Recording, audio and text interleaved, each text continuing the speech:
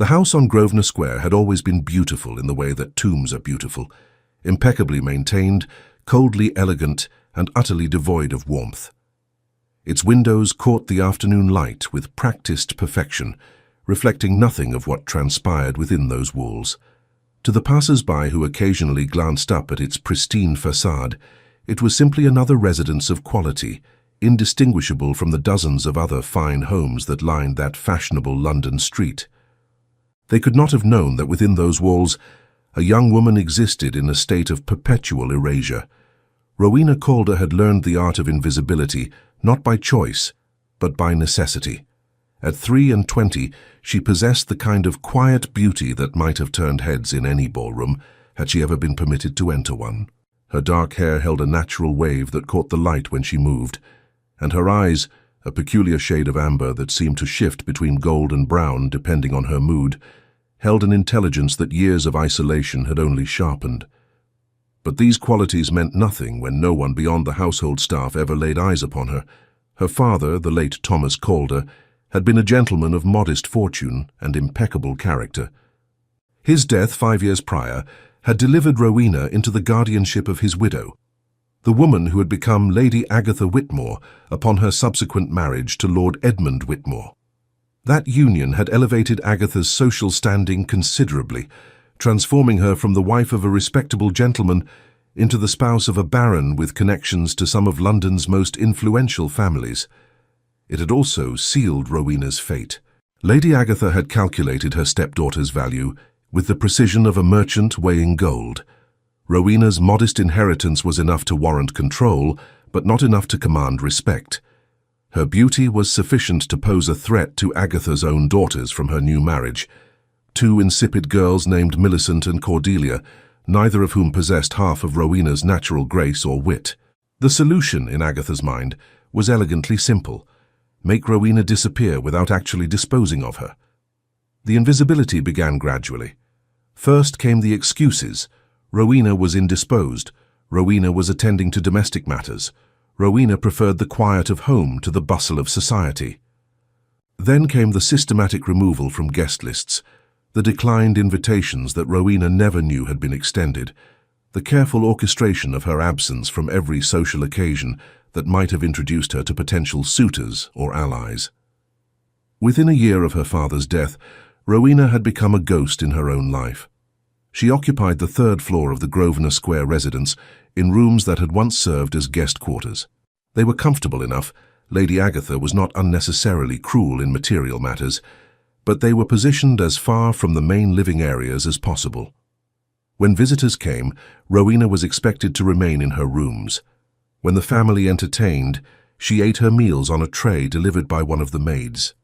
When Lord and Lady Whitmore attended balls or soirees, Rowena watched from her window as their carriage pulled away, carrying her stepsisters to the glittering world she would never be permitted to enter. The servants knew of her existence, of course, but they had been carefully selected for their discretion and their dependence on Lady Agatha's goodwill. They brought Rowena her meals, maintained her rooms, and spoke to her with a mixture of pity and caution. They understood that acknowledging her too openly might cost them their positions.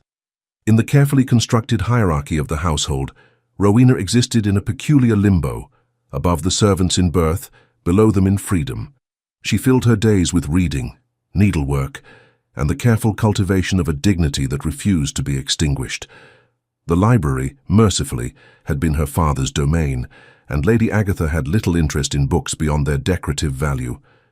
Rowena had read everything from philosophy to poetry, from history to the scandalous novels that her stepmother would have burned had she known of their presence. These books became her windows to a world she could not access, her companions in a solitude that might otherwise have driven her to despair. But solitude, Rowena had discovered, could also be a teacher. In the silence, she had learned to observe, to analyze, to see through the pretenses that governed social interactions. She understood her stepmother's machinations with perfect clarity, recognized the calculated cruelty beneath the veneer of propriety. She knew that Millicent and Cordelia, for all their advantages, would never possess the strength of character that adversity had forged in her. This knowledge sustained her through the long empty days, She had almost convinced herself that this half-life would be her permanent condition when everything changed on a cold November evening. The day had begun unremarkably. Rowena had taken her breakfast in her rooms, spent the morning reading Dante's Inferno in the original Italian, a language she had taught herself from books, and passed the afternoon with her embroidery near the window, where the light was best. As dusk approached, she heard the familiar sounds of preparation below. Lady Agatha was hosting a small dinner party, nothing elaborate, merely a gathering of influential acquaintances whose favour she assiduously cultivated. Rowena had learned not to feel the sting of exclusion anymore, or rather, she had learned to bury that sting so deeply that it rarely surfaced. She would remain upstairs as always, invisible and forgotten. But fate, it seemed, had other plans. The guests began arriving at 7 o'clock. Rowena heard the carriages, the opening and closing of doors, the murmur of greetings exchanged in the entrance hall. She recognized some voices: Lord Pemberton with his pompous laugh, Mrs. Ashworth with her affected simper. Then came a voice she did not know, deep and measured, with an authority that seemed to silence the chittering conversation around it. "Your Grace! What an unexpected honour!" Lady Agatha's voice carried up the stairs, pitched higher than usual with barely concealed excitement. Rowena moved closer to her door, curiosity piqued. A duke. Lady Agatha had never managed to secure a duke's attendance before. "Lady Whitmore," the voice again, acknowledging her without warmth. "I apologize for the late notice of my attendance. Lord Pemberton was insistent." "Not at all, Your Grace. You are most welcome."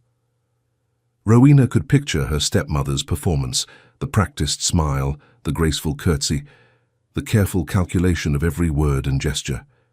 She wondered which duke had been ensnared into this evening's tedium. The season was well underway, and London's most eligible noblemen were typically overbooked with far more prestigious engagements. The party moved into the drawing-room, and Rowena returned to her chair by the window. The November night had turned the glass into a dark mirror, reflecting her own face back at her. She studied her reflection with detached interest, noting the way the candlelight softened her features, wondering what she might have looked like in a ball gown, with her hair properly dressed and jewels at her throat. An hour passed.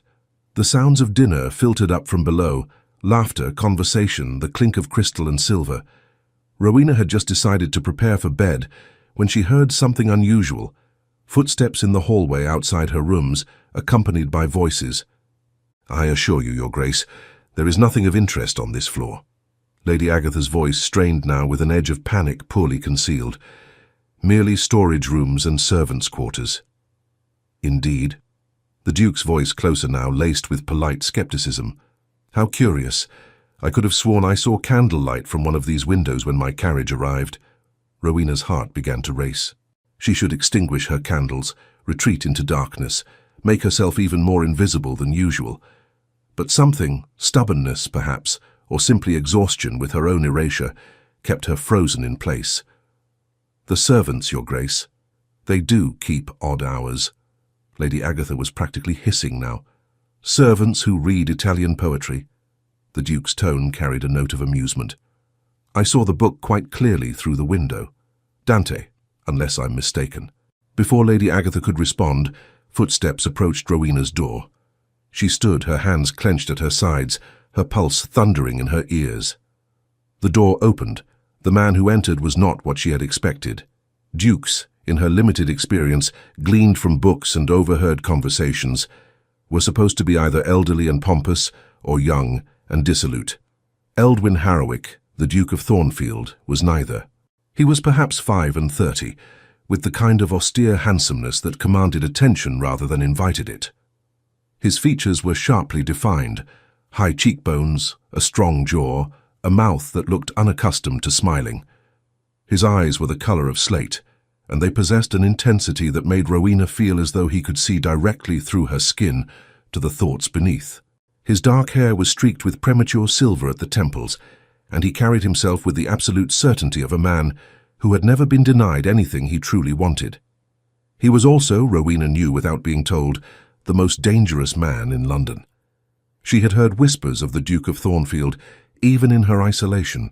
The servants spoke of him in hushed tones, a man who had inherited his title at 20, after his father's sudden death, who had ruthlessly consolidated his power and fortune, who could ruin a man's reputation with a single word or elevate a nobody to prominence with equal ease. He was courted and feared in equal measure, and he attended society functions with the selectiveness of a king granting audiences. And he was standing in her room, studying her with those penetrating slate eyes. "Your Grace," Lady Agatha appeared behind him, her face pale with fury barely contained. "I must insist—" "You must insist on nothing, Lady Whitmore." Eldwin Harrowick's voice was quiet, but it carried the weight of absolute authority.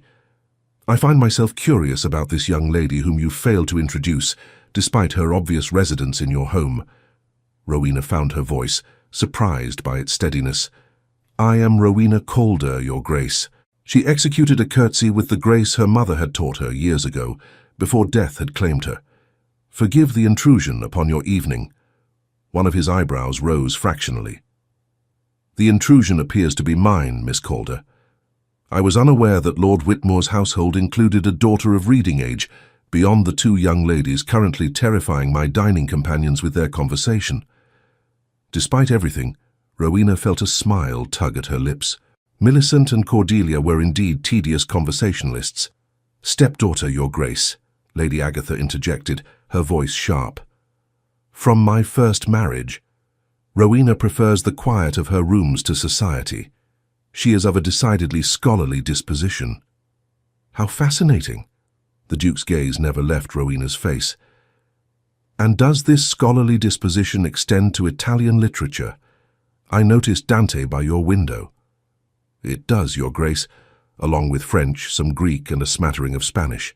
"All self-taught, I presume?" "Yes, Your Grace." Something flickered in those slate eyes, respect perhaps, or intrigue. "Remarkable. And you find that Dante's vision of the Inferno resonates with your current circumstances, Miss Calder?" The question was pointed, deliberately so. Rowena felt Lady Agatha's panic radiating like heat from a fire. This was her moment, her single opportunity to speak truth to someone who might actually listen. She could remain silent, complicit in her own erasure, or she could answer honestly. She chose honesty.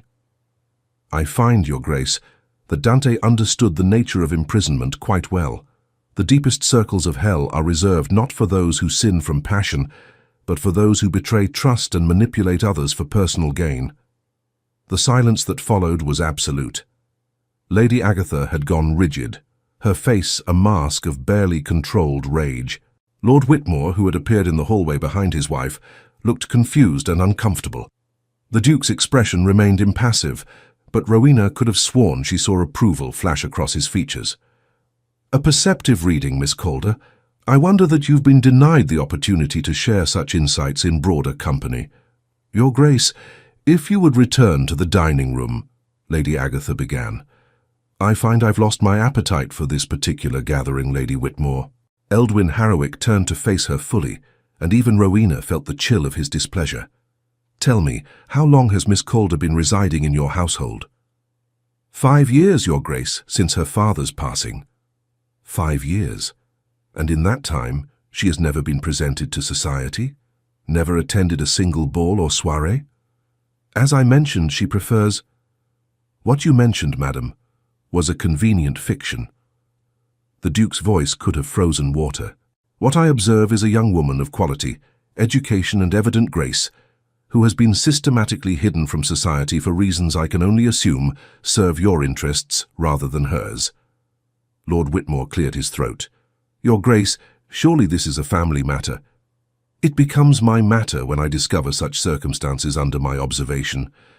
Eldwin Harrowick's attention returned to Rowena.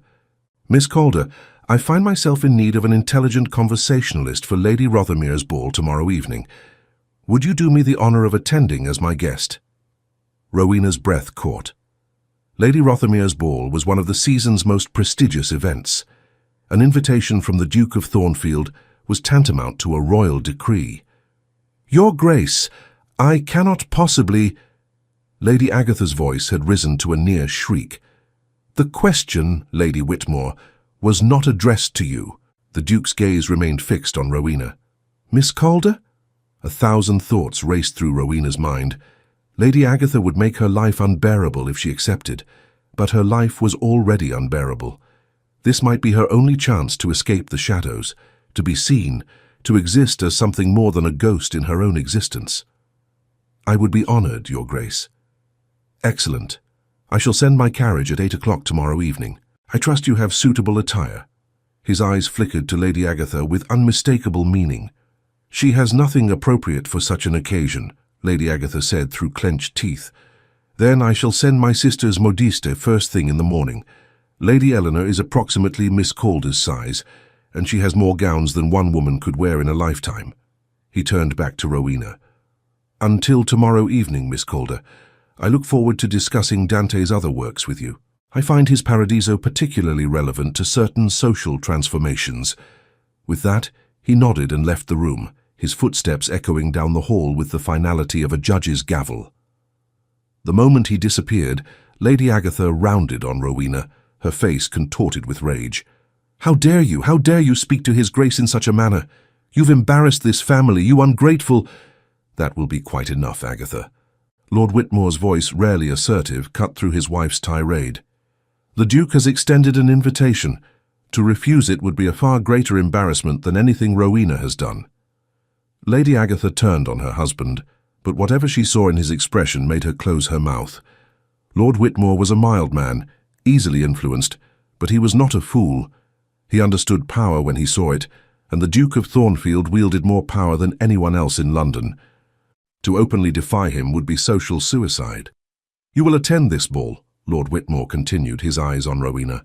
"You will conduct yourself with absolute propriety, and you will do nothing to further embarrass this household. Is that clear?" "Perfectly clear, my lord." He nodded and left, pulling Lady Agatha with him despite her protestations. Their voices faded down the hall, leaving Rowena alone in her room, trembling with emotions she could barely name. She had been seen. After 5 years of careful erasure, someone had looked at her and truly seen her. Not the inconvenient stepdaughter, not the potential rival, but a woman of intelligence and worth. And that someone was the most dangerous man in London. Rowena returned to her window, staring out at the darkness. Somewhere in that vast city, Eldwin Harrowick was returning to his own residence, plotting whatever machinations had prompted his invitation. She was not naive enough to believe his interest was purely altruistic. Men like the Duke of Thornfield did nothing without calculation, but neither was she foolish enough to reject the opportunity he had offered, whatever his motives, whatever dangers awaited her. Tomorrow evening she would step out of the shadows and into the light, and God help anyone who tried to push her back into the darkness. The night passed slowly. Rowena barely slept, her mind racing with possibilities and fears. When dawn finally broke, she heard the household stirring below, preparing for the arrival of the Duke's modiste. Lady Agatha would be furious, but she would play her role. She had no choice. The modiste arrived at 9 o'clock sharp, accompanied by 2 assistants and enough fabric and accessories to outfit a queen. Madame Laurent was a small, sharp-eyed Frenchwoman who took one look at Rowena and smiled with genuine pleasure. "Ah, mademoiselle, you will be magnifique. His Grace has excellent taste. Come, we must work quickly." The next few hours were a whirlwind of measurements, fabric selections, and fittings. Madame Laurent worked with the efficiency of a general commanding troops, her assistants following her orders with practiced precision. She had brought several gowns from Lady Eleanor's wardrobe, each more beautiful than the last, but none seemed to satisfy her exacting standards. "Non, non, this will not do. Mademoiselle needs something that speaks to her own character, not merely borrowed elegance." She studied Rowena with narrowed eyes, then snapped her fingers. "The emerald silk. Yes, it will bring out the gold in her eyes and complement her coloring perfectly." The emerald silk was breathtaking. Cut in the latest fashion, it featured a low neckline that would have scandalized Lady Agatha, a fitted bodice that emphasized Rowena's figure, and a skirt that fell in elegant folds to the floor. Madame Laurent made adjustments with pins and chalk, muttering in French about proportions and drape. "Your hair, mademoiselle," she said finally, stepping back to assess her work. "It must be dressed properly. I will send Lisette, Lady Eleanor's lady's maid. She is an artist with hair. Madame Laurent, I cannot possibly accept—" You can, and you will. His Grace's orders were very clear. You are to be presented at Lady Rothermere's ball as a young lady of quality and distinction. This is what you are, no? So we simply reveal what has been hidden. Rowena felt tears prick her eyes. Madame Laurent's kindness, matter-of-fact as it was, touched something deep within her. "Thank you," she whispered. The modiste patted her hand. "Merci is for small favors, mademoiselle. For justice, we simply say bon. Now gloves, slippers, reticule, all must be perfect." By the time Madame Laurent and her assistants departed, Rowena's room looked like a duchess's boudoir. The emerald gown hung on a dress form, catching the afternoon light with a shimmer that seemed almost magical. Matching slippers, long white gloves, and a delicate reticule embroidered with silver thread lay arranged on her bed. A small jewelry case contained a simple but elegant necklace of pearls and matching eardrops. Lady Agatha appeared in the doorway as Rowena was examining the jewelry, her face tight with suppressed fury. "Do not think, girl, that one evening will change your circumstances. The Duke of Thornfield is known for his unpredictability. This interest in you is merely a whim, an amusement. By week's end, you will be forgotten, and you will be back where you belong." Rowena met her stepmother's gaze steadily. "Perhaps, but for one evening I will exist in the world beyond these walls, and that is more than I've had in 5 years." "You ungrateful." "I am grateful, Lady Whitmore. Grateful to His Grace for his kindness, grateful to Madame Laurent for her skill, grateful to my father for teaching me that dignity is not conferred by circumstance, but claimed by character." Lady Agatha's hand twitched, and for a moment Rowena thought she might strike her. But even in her rage, Agatha knew better than to leave marks that might be visible at the ball. Instead, she turned on her heel and swept from the room, slamming the door behind her. Rowena released a shaky breath. The battle lines had been drawn. Whatever happened at Lady Rothermere's ball would determine not just one evening but potentially her entire future. Lisette arrived at 5 o'clock, a cheerful young woman with clever fingers and an artist's eye. She spent 2 hours transforming Rowena's hair from its simple arrangement into an elegant coiffure that somehow managed to be both fashionable and uniquely suited to Rowena's features. Small pearls were woven through the dark waves, catching the light with subtle brilliance. "His Grace will be pleased," Lisette said with satisfaction as she helped Rowena into the emerald gown. "You look every inch a lady, mademoiselle." When Rowena finally saw herself in the full-length mirror, she barely recognized her own reflection. The woman looking back at her was a stranger, elegant, refined, beautiful, in a way that transcended mere physical appearance.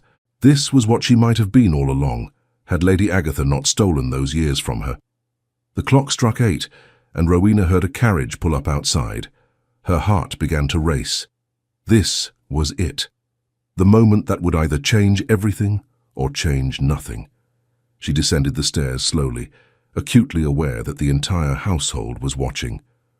Lord Whitmore stood in the entrance hall, looking uncomfortable, but resigned. Millicent and Cordelia gawked from the drawing-room doorway, their faces masks of jealous disbelief. Lady Agatha was nowhere to be seen, having apparently chosen to absent herself from this particular humiliation. The butler opened the door, and there stood Eldwin Harrowick, Duke of Thornfield, dressed in impeccable evening attire that emphasized his austere elegance. His slate eyes widened fractionally as he took in Rowena's transformation, the only sign of surprise he permitted himself. "Miss Calder," he extended his hand, "you look magnificent."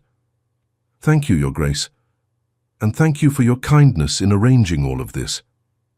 "Kindness had little to do with it, I assure you." He led her to the carriage, handing her inside with practiced grace. "I find myself surrounded by insipid conversations and vapid company at these events. The prospect of intelligent discourse is worth any amount of effort." As the carriage pulled away from Grosvenor Square, Rowena looked back at the house that had been her prison for 5 years. Lady Agatha stood at an upper window, her face a pale blur of fury and fear. Rowena turned away, facing forward toward whatever awaited her. The Duke of Thornfield sat across from her, his expression unreadable in the dim carriage light. "You understand," he said quietly, "that there will be consequences to tonight." Society will take notice of you. Questions will be asked. Your stepmother's careful construction will collapse. I understand, Your Grace. And you're prepared for that? Rowena met his gaze directly. I have been invisible for 5 years, Your Grace. Whatever consequences arise from being seen cannot be worse than the slow death of erasure. Something shifted in his expression, respect, admiration, perhaps even a hint of warmth. No, he agreed, they cannot. The carriage rolled through the London streets toward Lady Rothermere's mansion, carrying Rowena toward a destiny she could not yet imagine. Behind her lay years of shadows and silence. Ahead lay the glittering, treacherous world of London society. And beside her, in the darkness of the carriage, sat the most dangerous man in London, the man who had chosen, for reasons yet unknown, to bring her into the light. Whatever his motives, whatever games he played, Rowena knew one thing with absolute certainty.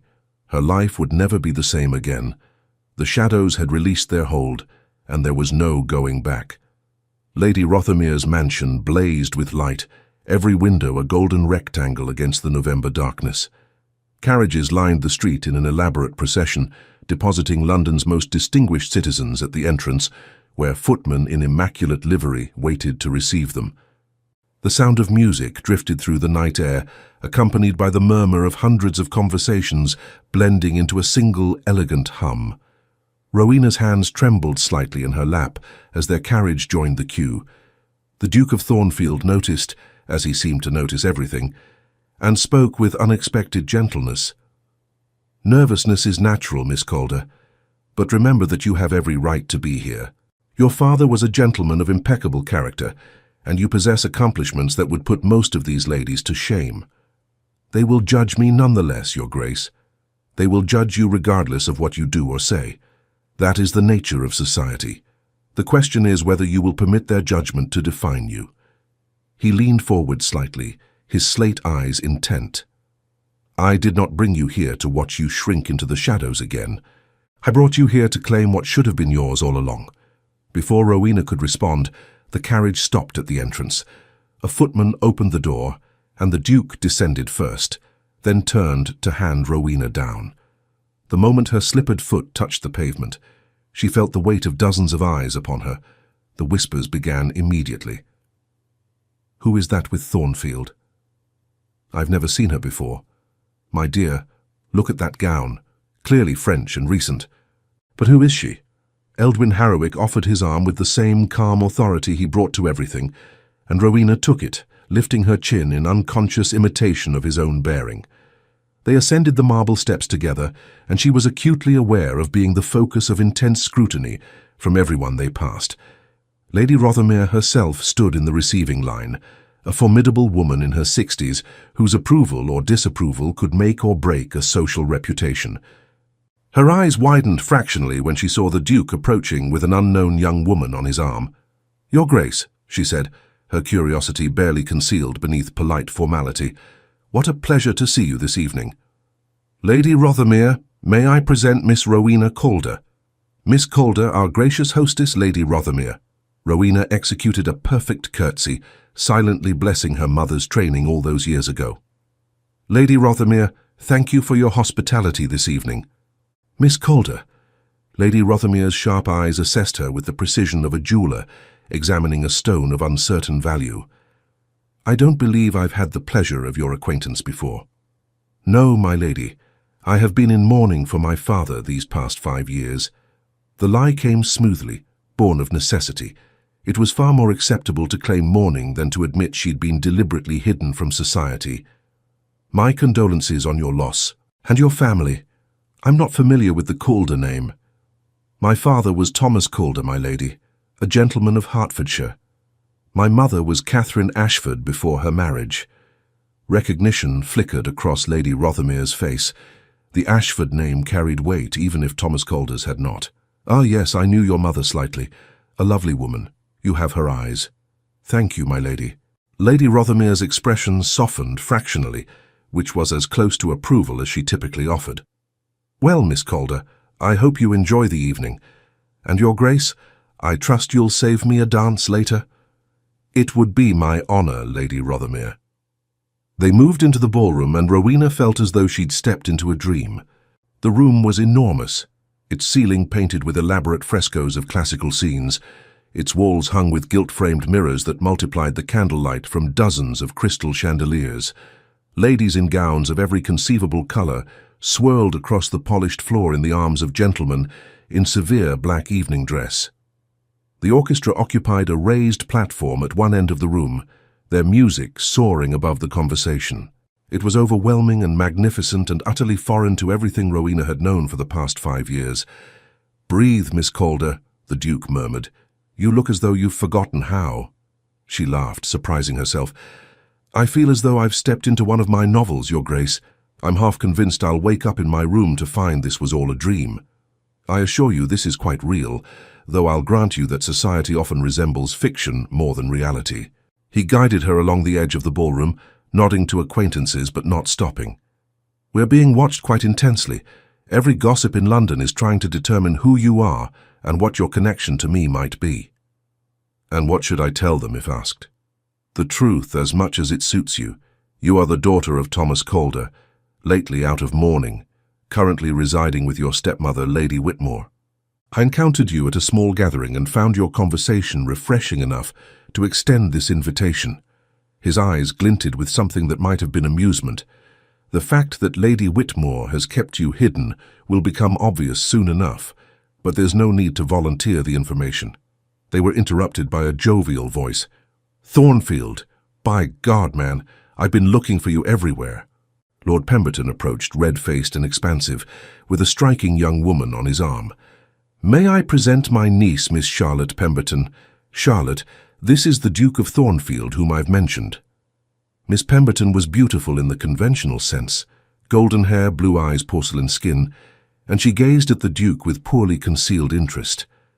"Your Grace, what a pleasure." "Miss Pemberton." Eldwin's bow was correct but cool.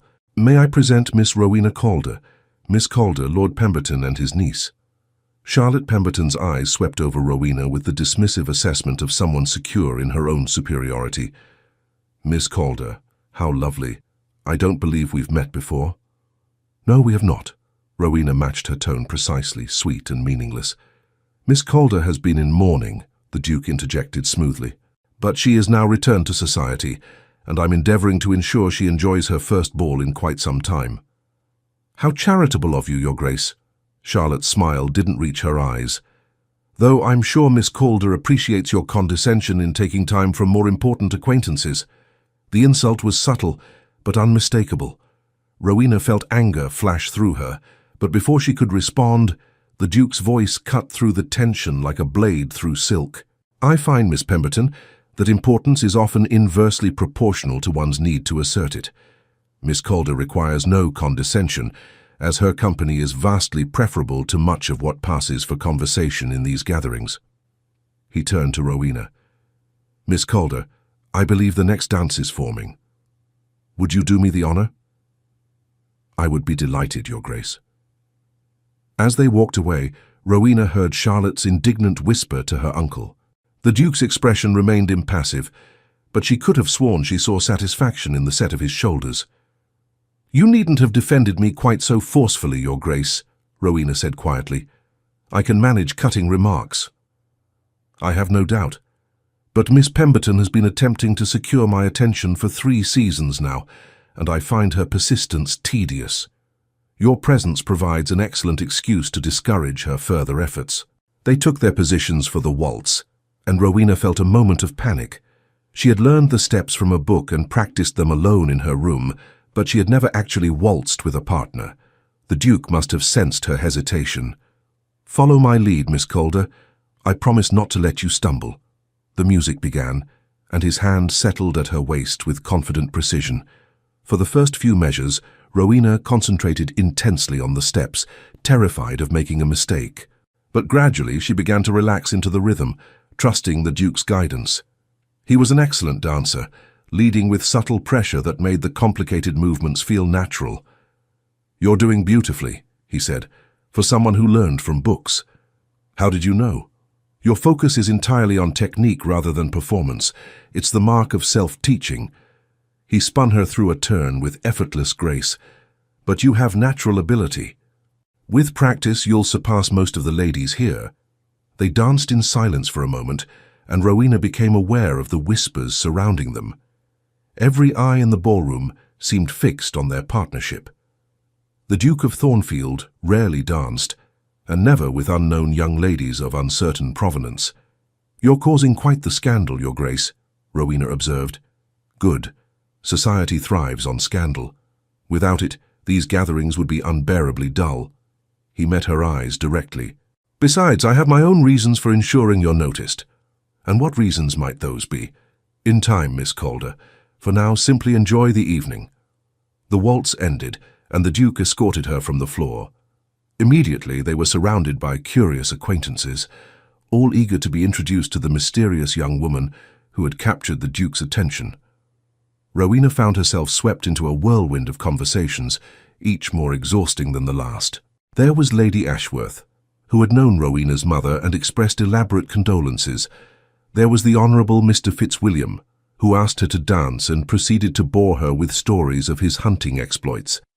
There was Mrs. Cavendish, who interrogated her about her family connections with the subtlety of an inquisitor. Through it all, the Duke remained nearby, a silent but formidable presence that kept the more aggressive social predators at bay. By the time supper was announced, Rowena's head was spinning. She had been introduced to more people in 3 hours than she'd met in the previous 5 years, names and faces blurred together in a kaleidoscope of silk, jewels, and carefully crafted smiles. The Duke guided her to supper with the same proprietary care he'd shown all evening. They were seated at a small table with Lord and Lady Stratford, an older couple who treated Rowena with genuine kindness rather than curiosity. "Your first ball, Miss Calder?" Lady Stratford asked gently. "In many years, yes, my lady." "It can be overwhelming, I know, but you're managing beautifully. I've been watching you navigate the social waters with considerable grace." "Thank you, my lady. Though I confess I feel rather like a swimmer who's been thrown into the ocean and told to reach the shore." Lady Stratford laughed. "An apt metaphor, but you have an excellent guide in His Grace.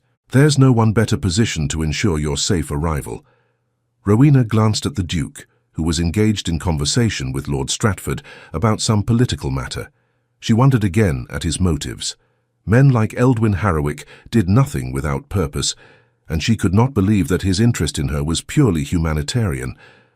After supper, as they returned to the ballroom, the Duke was claimed by Lady Rothermere for the dance he'd promised. Rowena found herself standing alone for the first time that evening, acutely aware of the stares and whispers. A voice spoke from behind her. "Miss Calder, isn't it?" She turned to find a gentleman of perhaps 30, with kind brown eyes and an open, friendly expression.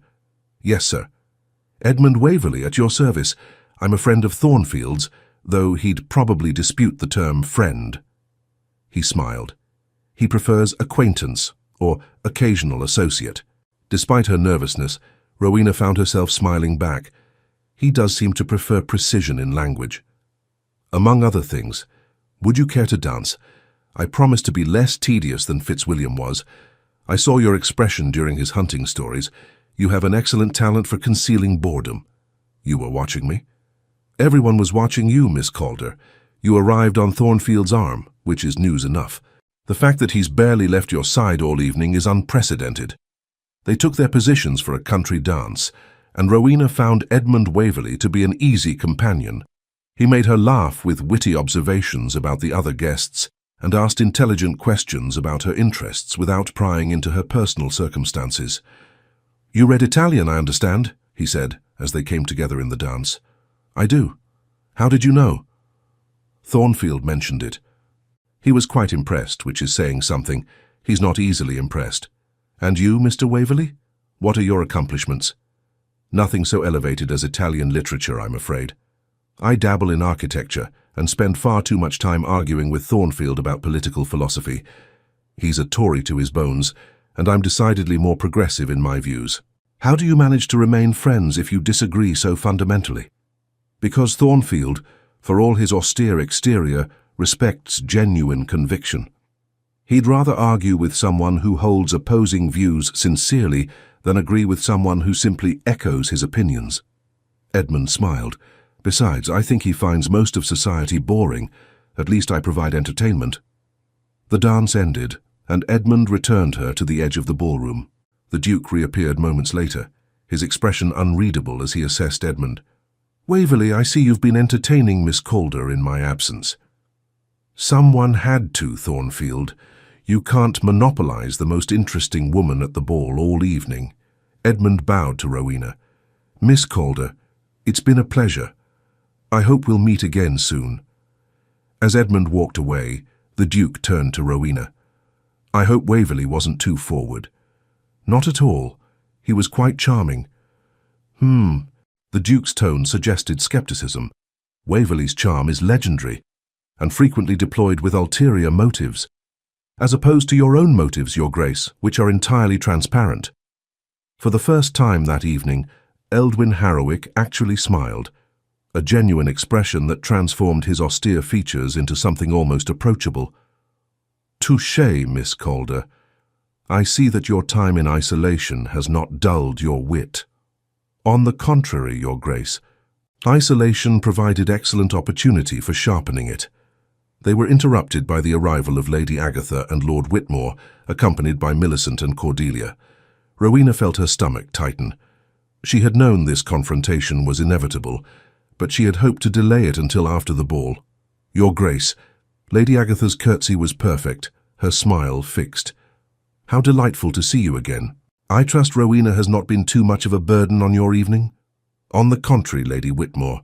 Miss Calder has proven to be the most accomplished partner I've had the pleasure of conversing with in quite some time." Lady Agatha's smile tightened fractionally. "How kind of you to say so, Your Grace. I hope she has properly expressed her gratitude for your generosity in extending this invitation." "Her gratitude is unnecessary. The pleasure has been entirely mine." Millicent stepped forward, her expression petulant. "Your Grace, I was hoping you might have time for a dance. I've been practicing the quadrilles specifically for this evening." The Duke's expression returned to its usual impassivity. "I'm afraid my dances are all spoken for this evening, Miss Whitmore. Perhaps another time." It was a polite dismissal, and Millicent had no choice but to accept it with an approximation of grace. Cordelia wisely remained silent, though her jealous glare at Rowena spoke volumes. Lord Whitmore cleared his throat awkwardly. "Well, we shall leave you to enjoy the evening. Rowena, I trust you'll be ready to depart when the family does." Before Rowena could answer, the Duke spoke. "Actually, Lord Whitmore, I had planned to escort Miss Calder home myself. That is, if she has no objection." Every head within earshot turned toward them. The implications of the Duke personally escorting Rowena home were clear to everyone present. It was a declaration of special interest, a public statement that would be discussed in every drawing room in London by morning. Lady Agatha's face went pale. "Your Grace, surely that's not necessary. I insist, Lady Whitmore. After all, Miss Calder came as my guest. It would be remiss of me not to see her safely home." There was nothing Lady Agatha could say without appearing ungracious or worse, appearing to question the Duke's intentions. She managed a stiff nod. "Of course, Your Grace. How very thoughtful." The Whitmore family departed shortly after, leaving Rowena alone with the Duke once more. She could feel the weight of every eye in the ballroom upon them. "You realize what you've just done, Your Grace? Ensured that you won't be subjected to Lady Whitmore's rage in a closed carriage?" "Yes, I'm quite aware." "You've also ensured that by tomorrow morning all of London will be speculating about your interest in me." "Yes." He offered his arm. "Shall we dance again? I find I'm enjoying causing a stir." The rest of the evening passed in a blur of music, conversation, and increasingly bold speculation. Rowena danced with several other gentlemen. Edmund Waverley claimed her twice more, and she was sought out by Lord Stratford and several others, but the Duke remained her constant companion between dances. His attention was unmistakable and deliberate, and the social implications grew more obvious with each passing hour. Finally, as midnight approached, the Duke suggested they depart. "You've had a long evening, Miss Calder, and I suspect tomorrow will bring its own challenges." His carriage was brought around, and they settled into the plush interior for the journey back to Grosvenor Square. Rowena leaned back against the cushions, suddenly exhausted. The evening's emotions crashed over her: exhilaration, fear, triumph, uncertainty, all tangled together in a knot she couldn't begin to unravel. "Thank you, Your Grace," she said quietly, "for everything. Tonight was overwhelming, magical, terrifying, real." She met his eyes in the dim carriage light. "I existed tonight. People saw me, spoke to me, acknowledged my presence. You cannot know what that means after 5 years of being invisible." "I think perhaps I can." His expression was thoughtful. "I was 12 when my father died, and I inherited the title. Everyone saw me, but no one truly looked. They saw the Duke of Thornfield, a child with more power than wisdom, a title to be manipulated or appeased. It took me years to learn the difference between being seen and being understood." It was the most personal thing he'd said all evening, and Rowena felt a shift in the air between them. "And have you found someone who understands you, Your Grace?" "Very few. Waverley to some extent, though he'd be horrified to hear me admit it. My sister Eleanor, when she's not vexing me with her own romantic entanglements." He paused. "And perhaps you, Miss Calder. You see through pretense rather efficiently. Years of observation from the shadows, Your Grace. It teaches one to recognize performance versus authenticity." The carriage rolled to a stop outside the Grosvenor Square residence. Every window was dark, except for one on the 3rd floor, Rowena's room, where a single candle burned. "Lady Whitmore is waiting up for you," the Duke observed. "Undoubtedly. I imagine she has quite a lot to say about this evening's events. Will you be all right?" The concern in his voice surprised her. "I've survived her displeasure for 5 years, Your Grace. I think I can manage one more night. Nevertheless," he reached into his coat and withdrew a card. "This is my sister's address. If at any point you find your circumstances intolerable, send word to Lady Eleanor. She will provide assistance." Rowena took the card, touched by the gesture. "Thank you, Your Grace, but I cannot run to your sister every time my stepmother is displeased with me." "No, but you can run to her if your stepmother makes your life unbearable. There's a difference." He descended from the carriage and handed her down. "Miss Calder, tonight was merely the beginning. What comes next will be far more complicated." "What do you mean?" "Society has taken notice of you. You cannot be erased again. Not after this. Lady Whitmore will realize that her control over you has been compromised. She will either accept the change or fight it, and my observation suggests she's not one to accept anything gracefully. So what should I do?" "Stand firm. You've been given a weapon tonight. Visibility. Use it. And if you need allies in the battles to come, remember that you have them." He bowed over her hand, his lips barely brushing her glove. "Until we meet again, Miss Calder, I have a feeling it will be soon." The carriage pulled away, leaving Rowena standing alone on the pavement. She looked up at the house, at the lit window where Lady Agatha surely waited with fury and recriminations. But Rowena was no longer afraid. She had tasted freedom tonight, had felt the intoxicating power of being seen and acknowledged. Whatever consequences awaited her, they were worth it. She climbed the steps and entered the house, ready to face whatever came next.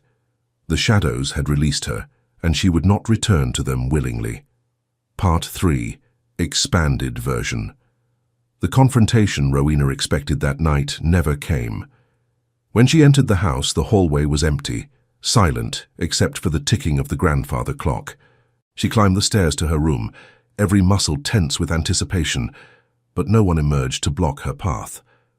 Lady Agatha's door remained firmly closed. The silence was more unnerving than any outburst would have been. Rowena changed out of the emerald gown with Lisette's help, the lady's maid's eyes bright with curiosity about the evening. But Lisette was too well trained to ask questions, and Rowena was too exhausted to volunteer information. When she was finally alone, dressed in her nightgown with her hair unpinned, she sat by the window and stared out at the darkened square. The ball felt like a dream now, distant and unreal. Had she truly waltzed with the Duke of Thornfield? Had all those people actually looked at her, spoken to her, acknowledged her existence? She touched her lips, remembering the feel of his hand at her waist, the intensity of his slate-grey eyes, the protective way he'd positioned himself between her and society's more vicious predators. What game was he playing? Men like Eldwin Harrowick didn't rescue unknown young women from obscurity without reason. Yet she could detect no obvious motive beyond what he'd stated, a preference for intelligent conversation over vapid small talk.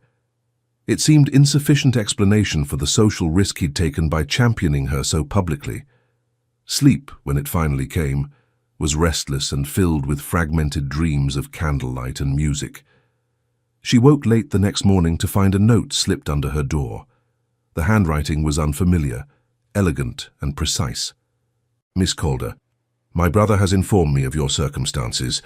I'm hosting a small tea this afternoon at 3 o'clock and would be delighted if you could attend. A carriage will call for you at 2:30. Please do come. I suspect we have much to discuss. Lady Eleanor Ashford. Rowena read the note 3 times, her heart racing. Lady Eleanor Ashford was the Duke's sister, a widow of impeccable reputation who was known throughout London for her intelligence and independence. An invitation from her was both an honour and a potential lifeline. The question was whether Lady Agatha would permit her to accept. Rowena dressed carefully in one of her simple day dresses, not the finery Madame Laurent had provided, but something that had belonged to her before the ball, before everything changed. She needed to remind herself that beneath the silk and pearls, she was still Rowena Calder, still the same woman who had survived 5 years of systematic erasure. She descended to the breakfast room, where she found her stepmother already seated with the morning newspapers spread before her. Lady Agatha's face was perfectly composed, but her eyes held a cold fury that made Rowena's skin prickle. "Good morning, Rowena." The words were pleasant enough, but the tone could have frozen water. "Good morning, Lady Whitmore. I trust you enjoyed your evening?" "I did, thank you." Lady Agatha set down her teacup with deliberate precision. "How gratifying. Of course, you realize that the Duke's attention was merely a momentary whim. Men of his station amuse themselves with novelties, but they quickly return to their own sphere. By next week, he will have forgotten you entirely." Rowena helped herself to toast from the sideboard, keeping her voice level. "Perhaps, but even a week of being seen is preferable to years of invisibility." "Is it?" Lady Agatha's smile was sharp. "You have no idea what you've set in motion, foolish girl. Society is not kind to those who rise above their station. You will be scrutinized, judged, and very likely found wanting. Your father's modest origins will be examined, your lack of fortune noted, your absence from society for the past 5 years questioned. Do you truly believe you can withstand that scrutiny? I survived 5 years of your cruelty, Lady Whitmore. I imagine I can manage society's judgment." The mask of civility slipped for just a moment, and Rowena saw the raw hatred beneath. Then Lady Agatha regained control, her expression smoothing into polite indifference. "Well, we shall see. I assume you'll be spending the day in your rooms as usual?" This was the moment. Rowena took a breath and withdrew Lady Eleanor's note from her pocket. "Actually, I've been invited to tea with Lady Eleanor Ashford this afternoon. A carriage will call for me at 2:30. Lady Agatha's hand clenched around her teacup. "Lady Eleanor Ashford, the Duke's sister." "Yes." "I see. And you intend to accept this invitation?" "I do." The silence stretched between them, heavy with unspoken threats. Finally, Lady Agatha spoke, her voice carefully controlled. "Very well, but understand this, Rowena. While you are under this roof, you remain subject to my authority. The Duke's interest may protect you in society, but it does not extend to what happens within these walls. Remember that." It was a clear threat, and they both knew it, but Rowena had gone too far to retreat now. "I understand perfectly, Lady Whitmore." She finished her breakfast in silence and retreated to her room to prepare for the afternoon. The hours passed with agonizing slowness.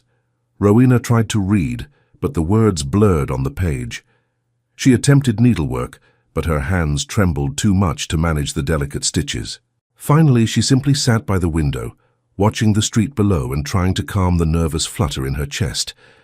At precisely 2:30, a carriage bearing the Ashford crest pulled up outside. Rowena descended the stairs to find Lady Agatha watching from the drawing-room doorway, her expression unreadable. Millicent and Cordelia peered from behind their mother, their faces twisted with jealousy and resentment. The carriage took her through the fashionable streets of Mayfair to an elegant townhouse with window boxes overflowing with late-season flowers. A butler ushered her into a drawing room decorated with exquisite taste, comfortable rather than ostentatious, filled with books and art that suggested the owner's genuine interests rather than mere social display. Lady Eleanor Ashford rose to greet her, and Rowena found herself face to face with a woman who bore a striking resemblance to her brother.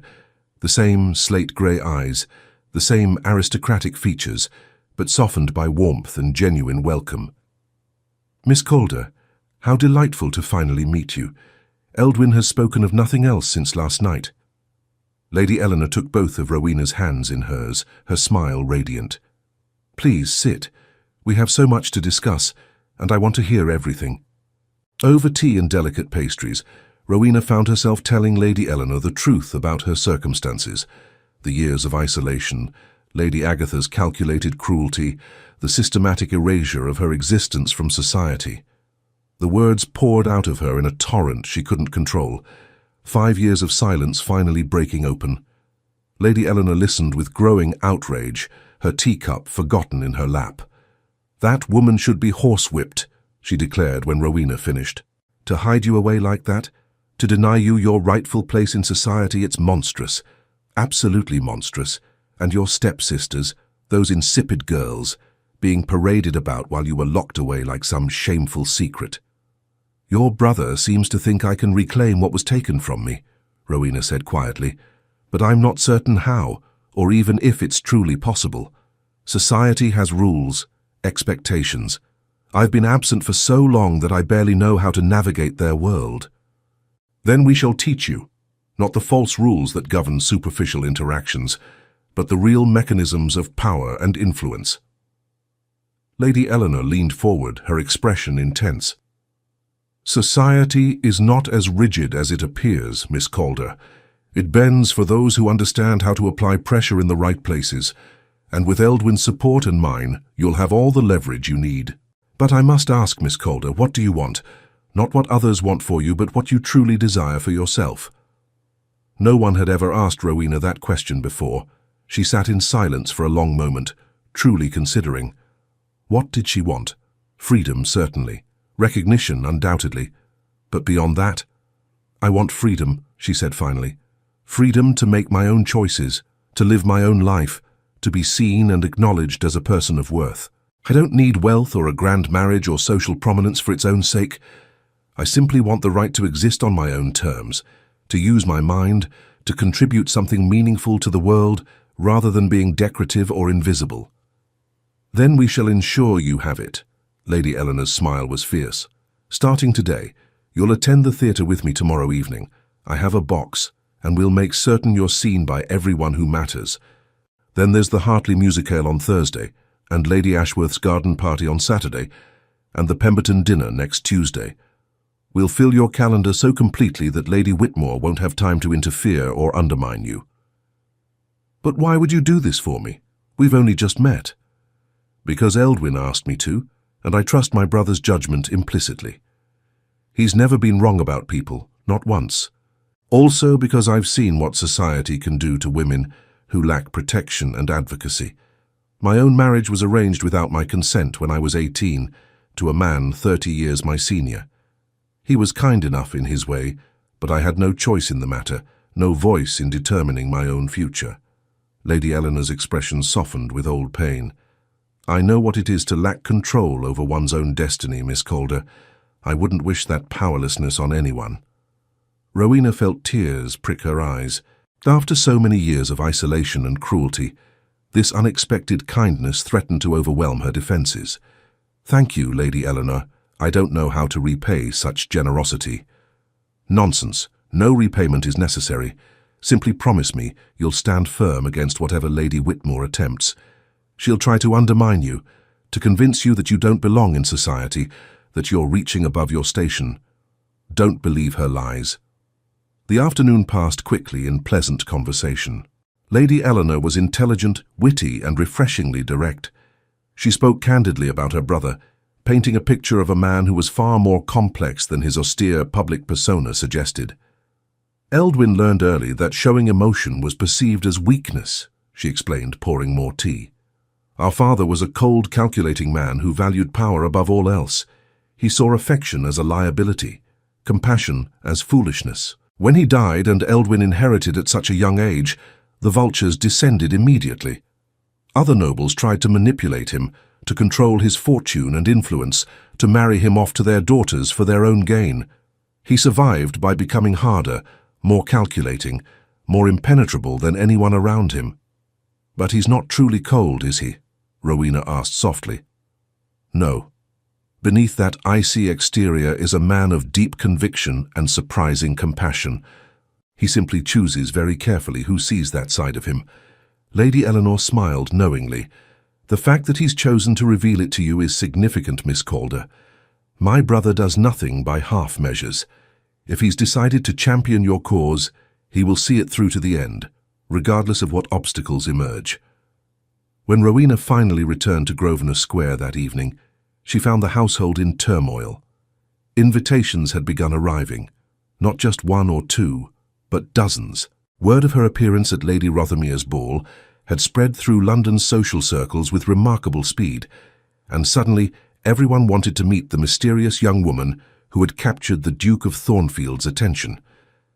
Lady Agatha stood in the entrance hall, surrounded by cream-coloured cards bearing the crests of London's most prestigious families. Her face was pale with barely suppressed rage, her hands trembling as she sorted through the pile. "It seems you've created quite a sensation," she said coldly as Rowena entered. "These invitations are addressed to you personally. I cannot refuse them without causing offence to some of the most influential families in London." Rowena felt triumph surge through her. This was what the Duke had meant about visibility being a weapon. Once society had noticed her, Lady Agatha could no longer hide her away without explaining why, and any explanation would expose her own cruelty and manipulation. "How fortunate," Rowena said calmly, taking several of the invitations from the hall table. "I shall endeavour to bring credit to the family name at each occasion." "See that you do. And remember, Rowena, one misstep, one scandal, and all of this will be taken from you as quickly as it was given. Society is unforgiving of those who don't truly belong." But Lady Agatha's threats rang hollow now. The balance of power had shifted irrevocably, and they both knew it. The following weeks passed in a whirlwind of social engagements. Rowena attended the theatre with Lady Eleanor, where they were visited in their box by a steady stream of curious society figures eager to assess the newcomer. She performed beautifully at the Hartley musical, playing Mozart on the pianoforte, with a skill that surprised everyone except those who understood how much time she'd had to practice in isolation. At Lady Ashworth's garden party, she conversed easily about literature and politics, demonstrating an education that far exceeded what most young ladies possessed. Through it all, the Duke of Thornfield remained a constant presence. He didn't monopolize her time. That would have been too obvious, too likely to cause scandal before they were ready. But he appeared at every event she attended, always finding moments to speak with her privately, to ensure she was managing the social waters successfully, to offer subtle guidance when she seemed uncertain. Their conversations deepened with each encounter. They discussed Dante and Milton, debated the merits of various political philosophies, explored questions of duty versus desire, the nature of power, and the obligations of privilege. Rowena found herself looking forward to these exchanges with an intensity that both thrilled and frightened her.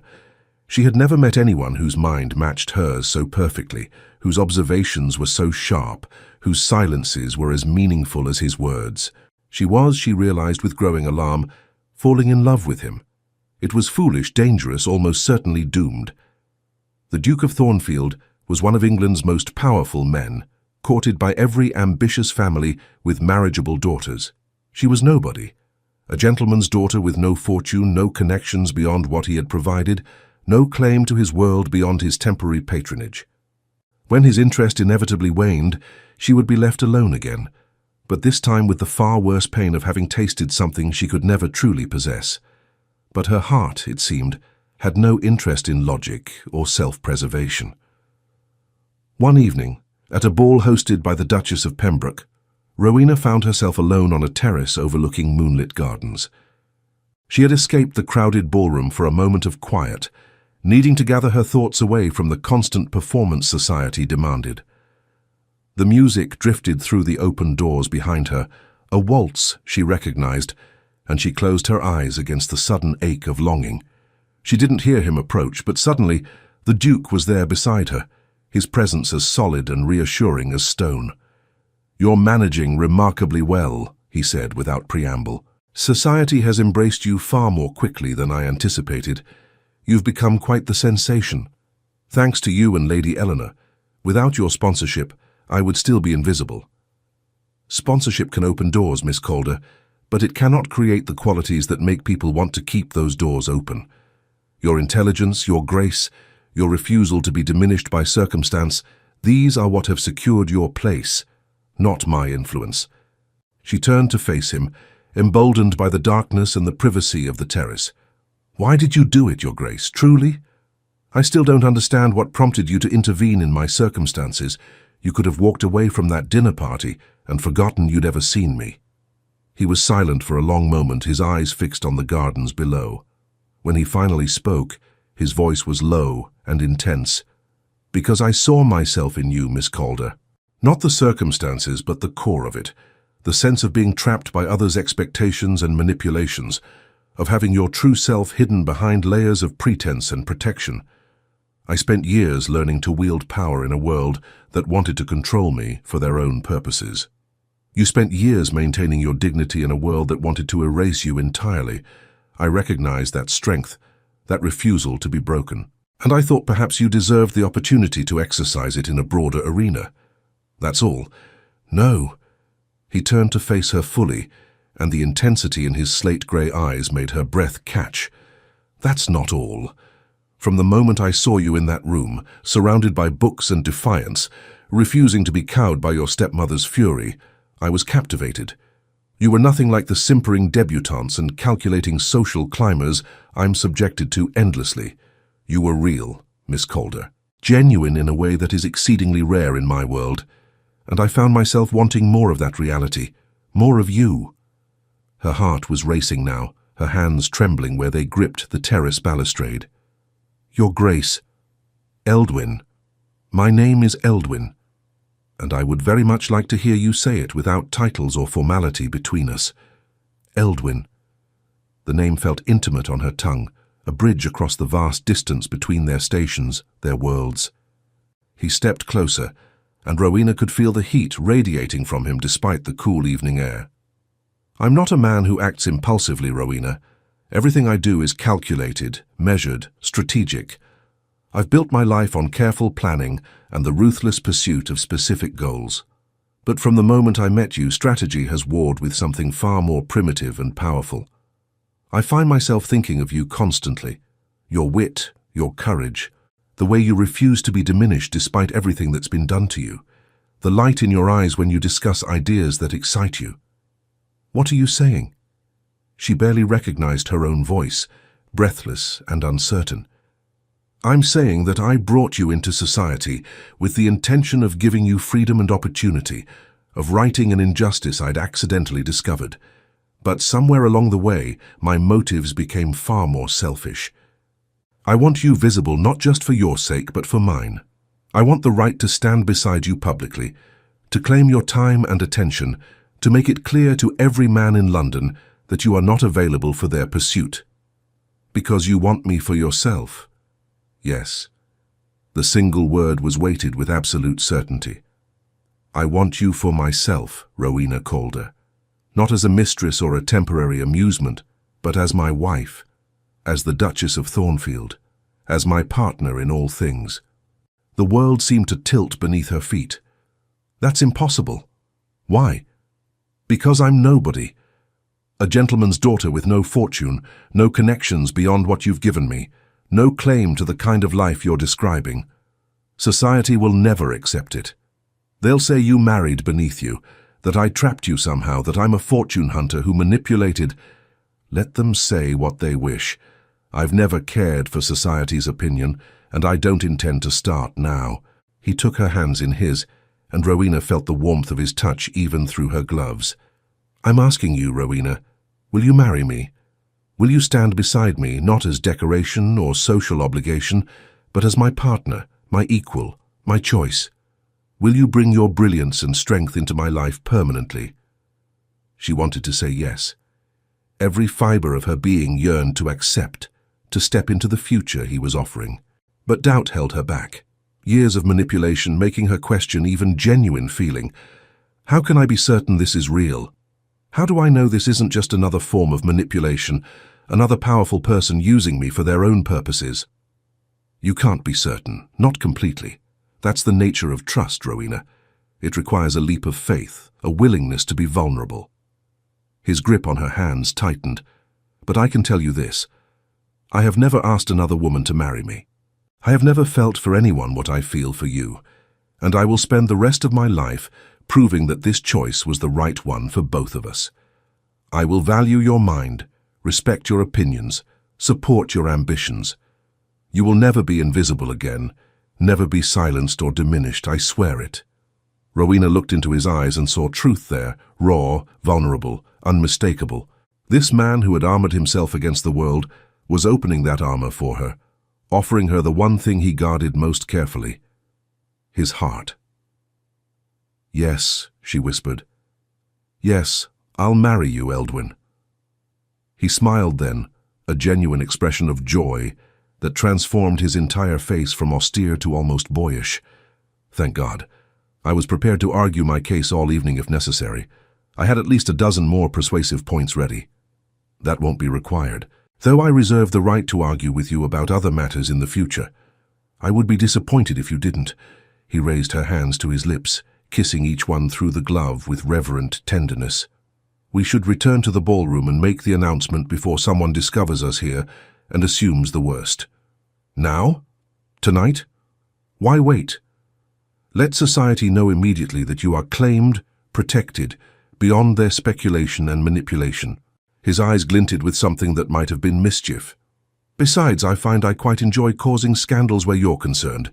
The shocked expressions alone are worth any amount of social inconvenience. They returned to the ballroom hand in hand, and the sight of them together, the Duke of Thornfield and the mysterious Miss Calder, clearly intimate, clearly decided, sent shock waves through the assembled guests. Conversations stopped mid-sentence. Fans froze mid-flutter. The orchestra played on oblivious, but no one was dancing anymore. The Duke called for silence with nothing more than his commanding presence, and the music faltered to a stop. In the sudden quiet, his voice rang out clear and authoritative. "Ladies and gentlemen, I have an announcement. Miss Rowena Calder has done me the extraordinary honor of accepting my proposal of marriage. I trust you will all join me in celebrating this happy occasion." The response was mixed. Some guests offered genuine congratulations, delighted by the romantic turn of events and the obvious affection between them. Edmund Waverley actually whooped with joy, earning scandalized looks from the more staid attendees. Lady Eleanor, who had been watching from across the room, smiled with deep satisfaction. But others whispered behind their fans, calculating the implications, questioning Rowena's suitability, wondering what hold she could possibly have over the notoriously particular Duke. But no one dared voice open disapproval, not with the Duke's slate-grey eyes daring them to challenge his choice. Lady Agatha, who had been in attendance with Millicent and Cordelia, looked as though she might faint. All her careful plans, all her manipulation and control, all her years of keeping Rowena hidden away, had led to this moment. Her stepdaughter elevated beyond anything she could have imagined, forever beyond her reach and control. The girl she'd tried to erase would become one of the most powerful women in England. Rowena caught her stepmother's eye across the ballroom and smiled. It was not a kind smile, but it was genuine. She had won, not through deception or manipulation, but through simple persistence, through refusing to let cruelty define her worth or determine her future. The Duke had brought her into the light, but she had chosen to stay there, to claim her place, to fight for her own visibility and worth. And now she would stand beside him, not as a rescued damsel or a grateful dependent, but as his equal partner in all things. The wedding took place 6 weeks later in a ceremony that became the talk of London for years to come. Rowena wore a gown of ivory silk that Lady Eleanor had helped her select, embroidered with pearls that caught the light like captured stars. She walked down the aisle of St. George's Church with her head high and her heart full, passing rows of London's most distinguished citizens who had come to witness the impossible, the Duke of Thornfield marrying a nobody for love. The Duke waited for her at the altar, his expression solemn, but his eyes warm with promises for their future. When she reached his side, he took her hand with unmistakable tenderness. The vicar began the ceremony, his words washing over them like a blessing. When he asked if anyone objected to the union, silence reigned. Even Lady Agatha, seated rigidly in her pew, said nothing. She had no power here, no ability to stop what was happening. When the vicar pronounced them husband and wife, Eldwin kissed her with a thoroughness that made the assembled guests gasp and whisper and smile. But Rowena didn't care about their reactions. She was no longer the invisible girl hidden in the shadows. She was the Duchess of Thornfield, wife to the most powerful man in London, partner to a man who valued her mind as much as her heart. That evening, at the wedding breakfast held at Thornfield House, Lady Eleanor raised her glass in a toast. "To Rowena," she said, her voice ringing through the room with absolute conviction, "who reminds us all that true worth cannot be hidden, dignity cannot be destroyed, and love recognizes value regardless of circumstance or station. May your marriage be filled with joy, partnership, intellectual challenge, and the freedom you both deserve." Rowena looked around the room, at the faces of society's elite who had once ignored her existence, at Lady Agatha standing stiffly in a corner with her disappointed daughters, at Edmund Waverley grinning broadly and raising his glass enthusiastically, at Lady Eleanor wiping tears of joy from her eyes. And beside her always Eldwin's steady presence, his hand warm in hers, his love a constant fortress against any storm. She had been kept in the shadows for so long, deliberately erased from the world. But the shadows had released her at last, and she would never, ever return to them again.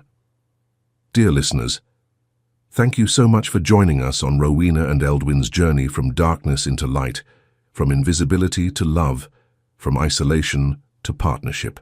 If this story touched your heart, if you felt Rowena's pain and celebrated her triumph, we would be so grateful if you would take a moment to subscribe to our channel, leave a comment telling us what you loved most about their romance, and give this video a like. And please don't forget to activate your notifications so you never miss another beautiful love story from Echoes of Romance.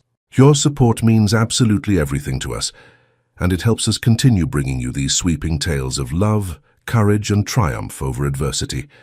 Until next time, may you always find the light, even in the darkest of shadows, and may you never let anyone make you invisible. With love and gratitude, Echoes of Romance.